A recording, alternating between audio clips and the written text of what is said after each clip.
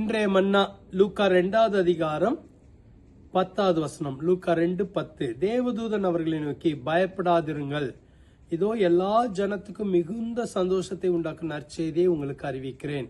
இந்த டிசம்பர் மாதத்தை கர்த்தர் இந்த வசனத்தின் மூலமாக நமக்கு ஆசீர்வதிக்க விரும்புகிறார்.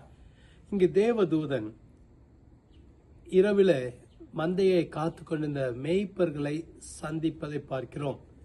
சொன்னபோது அவர் சொன்ன விஷயம், இதோ எல்லா ஜனத்துக்கும் மிகுந்த சந்தோஷத்தை உண்டாக்கும் நற்செய்தியை உங்களுக்கு அறிவிக்கிறேன். நமக்கு ஒரு நற்செய்தி பரலோகத்திலிருந்து கொடுக்கப்படுகிறது.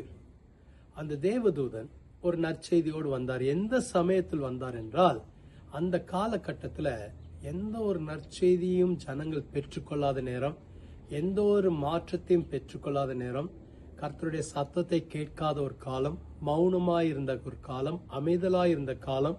அப்படிப்பட்ட ஒரு காலத்துல பரலோகத்திலிருந்து ஒரு நற்செய்தி அவர்களுக்கு கொடுக்கப்பட்டது.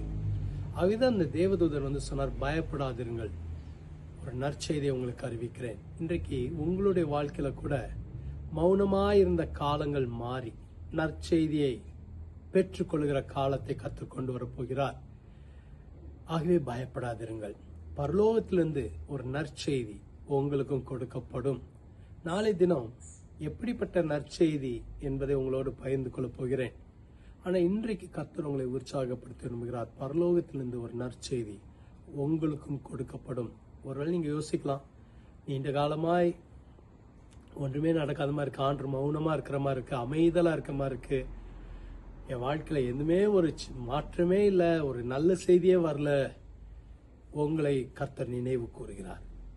உங்களுக்கு ஒரு நற்செய்தியை கர்த்தர் கொண்டு வருவார். ஜெபிக்கலாமா? எங்களை அதிகமாக நேசிக்கிற நல்ல ஆண்டவரே, உங்களுடைய பிள்ளைகளுக்கு நற்செய்தியை நீர் அனுப்புவீராக. அன்றைக்கு மேய்ப்பர்களுக்கு நற்செய்தி அனுப்பினவர், உம்முடைய பிள்ளைகளுக்கு ஒரு நற்செய்தி அனுப்புவீராக.